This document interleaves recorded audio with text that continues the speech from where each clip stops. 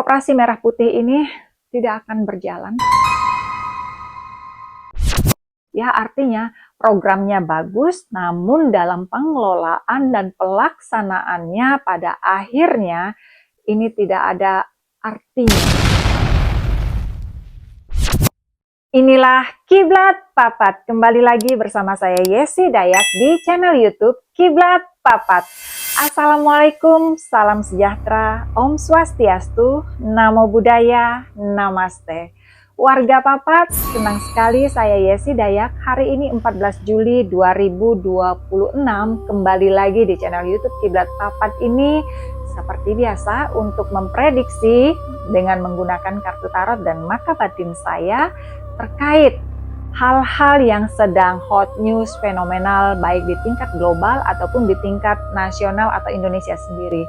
Kali ini saya masih tertarik atau ada energi ya yang begitu kuat mendorong saya untuk melihat lebih jauh begitu ya terkait apa di sini. Saya sudah pernah membahas sebenarnya sedikit ya di belakang kemarin di konten yang lalu terkait Koperasi Merah Putih karena ada banyak sekali pertanyaan dari warga Papat dan masyarakat apakah ini memang benar-benar bisa bermanfaat bagi rakyat Indonesia karena kita lihat di sini ya, mohon maaf bangunannya saja sudah irasional, harusnya berada di tengah-tengah pemukiman masyarakat desa. Karena manfaatnya apa? Yaitu tadi ya, terjadi transaksi di sana, terjadi jual beli begitu ya. Tapi kalau bangunan ini berada di tengah hutan rimba atau juga di pinggir jurang begitu ya, atau bahkan ada yang di tengah makam begitu, siapa yang mau belanja ke sana?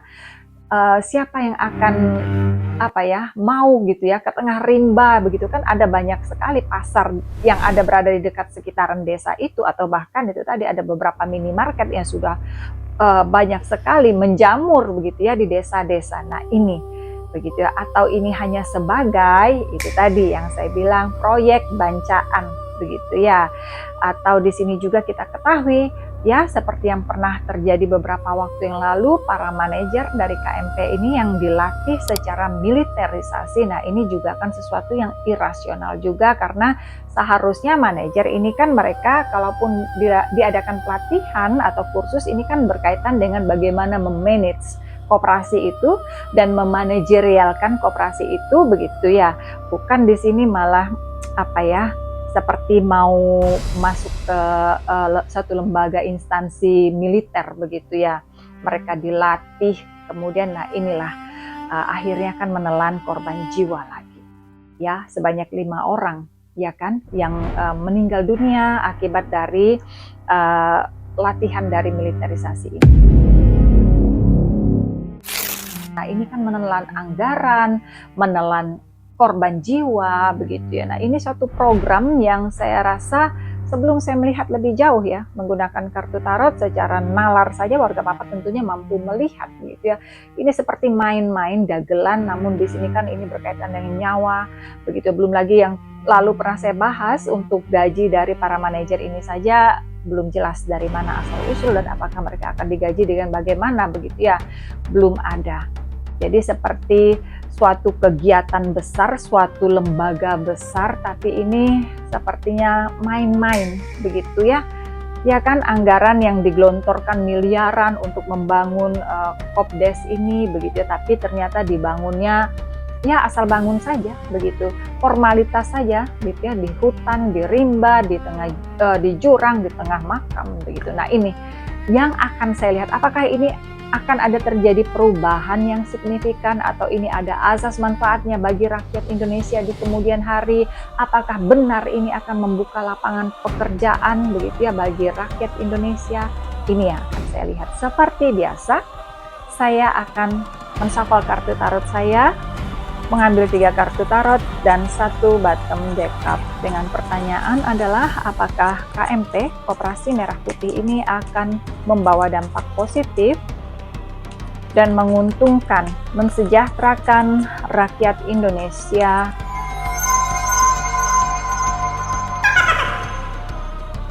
Kartu yang pertama adalah Ten of Pentacles. Kartu yang kedua adalah Ten of Cups. Kartu yang ketiga adalah Death. Dan bottom deck card saya adalah King of Swords. Pertanyaannya tadi adalah apakah KMP itu akan ada manfaat di kemudian hari bagi rakyat Indonesia? Ya, apakah ini juga bisa memperbaiki ekonomi, menambah lapangan pekerjaan bagi masyarakat Indonesia? Baik, kartu yang pertama adalah Ten of Pentacles. Ini berkaitan dengan, Pentacles ini selalu berkaitan dengan yang namanya finance, keuangan, kesejahteraan. Ten ini mengisyaratkan ada satu program yang memang namanya program itu selalu perfect ya. Warga papat pasti tahu yang namanya program itu selalu sempurna. Tapi bagaimana ini dijalankan? Nah ini gitu ya.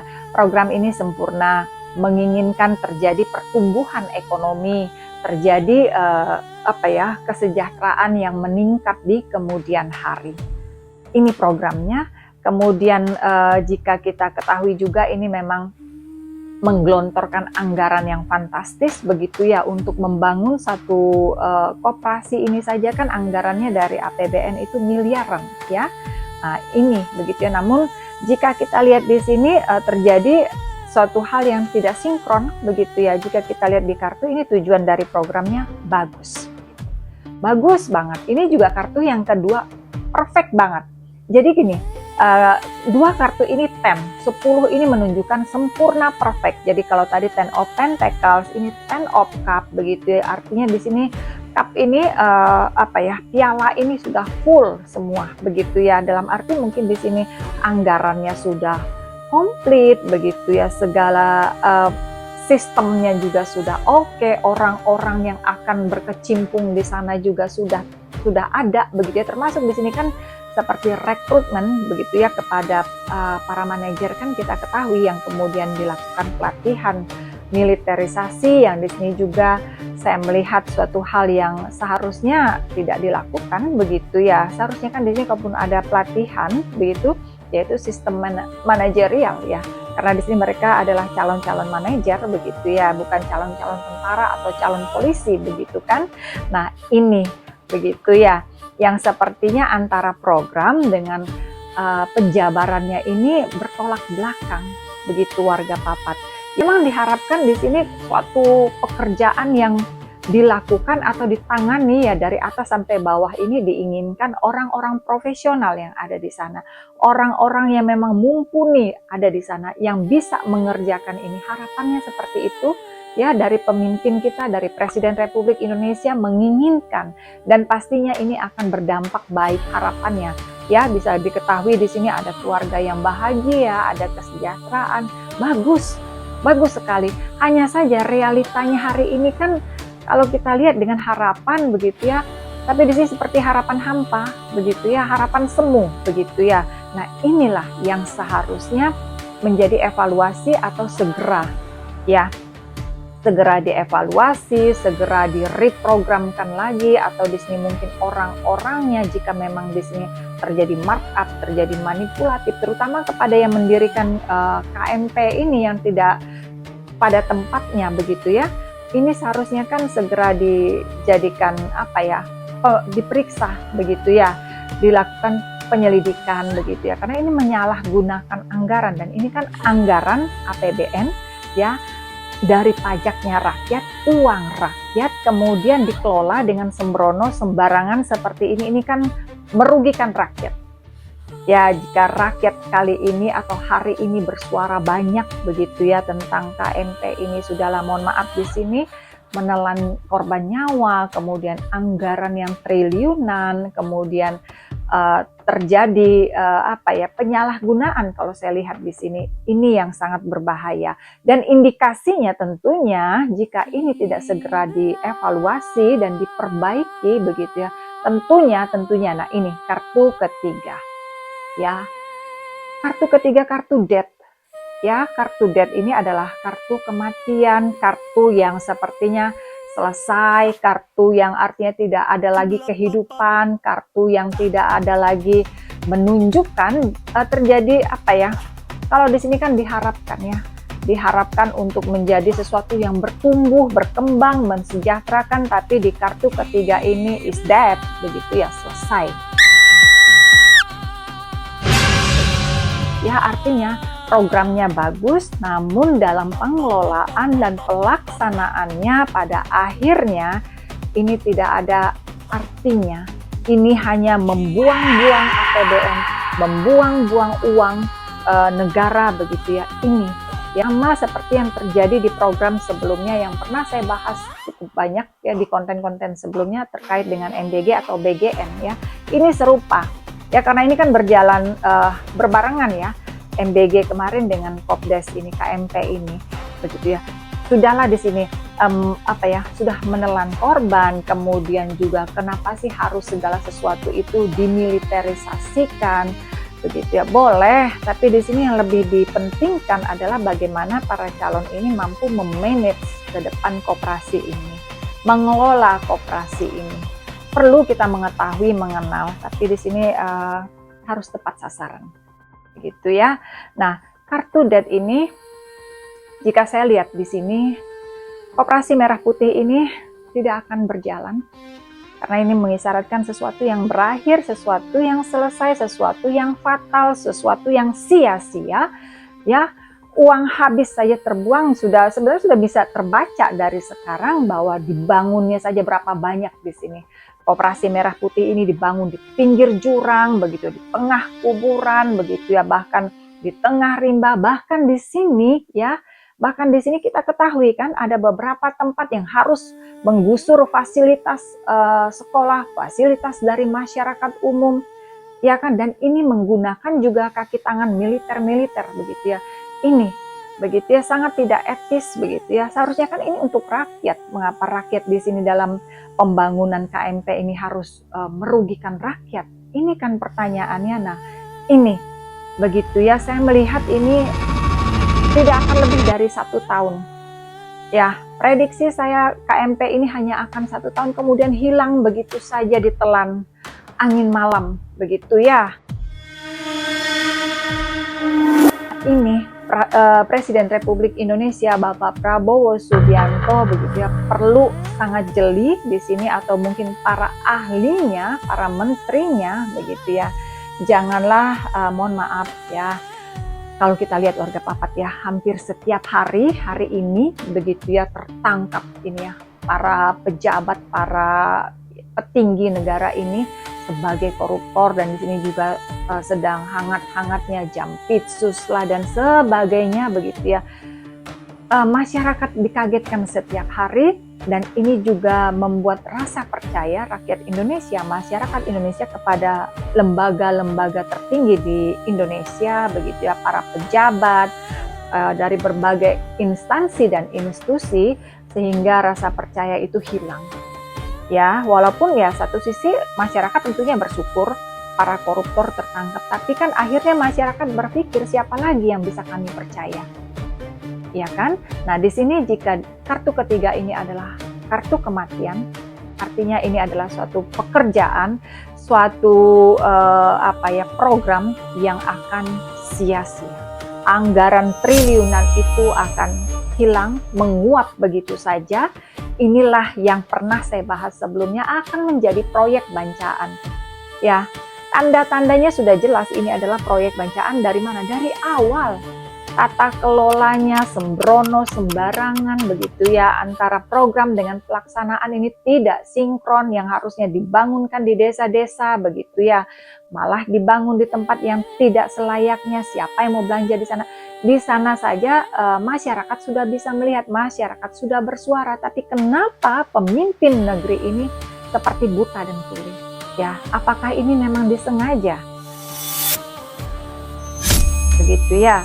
Karena itu tadi bancaan ya, proyek yang menganggarkan triliunan tapi untuk kepentingan pribadi, kepentingan kelompok, kepentingan partai. Ini berbahaya karena kita lihat sendiri realitanya hari ini, siapa pemilik-pemilik dari KMP itu. Ya, jika ditelusuri ya masih orang-orang itu saja, ya kan, masih dari anggota keluarganya lah, begitu. Sama dengan kasus MBG di BGN kemarin, begitu kan. kan ini kalau kita lihat skemanya dia lagi begitu. Sama di KMP ini pun polanya sama. Ya, ini juga termasuk proyek bancaan yang hanya merugikan, yang nanti akan ya hilang begitu saja. Seperti kasus-kasus yang lain, seperti program-program yang lain, dan ini luar biasa, sangat miris sekali. Ya, jika anggaran sebanyak triliunan, ratusan triliun itu dianggarkan saja untuk membuka lapangan pekerjaan. Atau beginilah, ya, mohon maaf Bapak Presiden, ya cash dibagikan sajalah kepada rakyat yang miskin daripada ini bangun KMP dan sebagainya, tapi ini orang-orang yang rakus semua megang anggaran itu ya.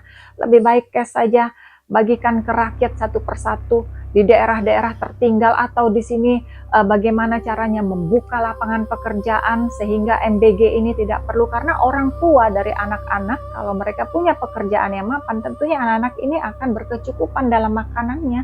Negara tidak perlu untuk membuat dapur lah, ya akhirnya banyak yang keracunan, bahkan itu tadi ya menelan korban banyak sekali.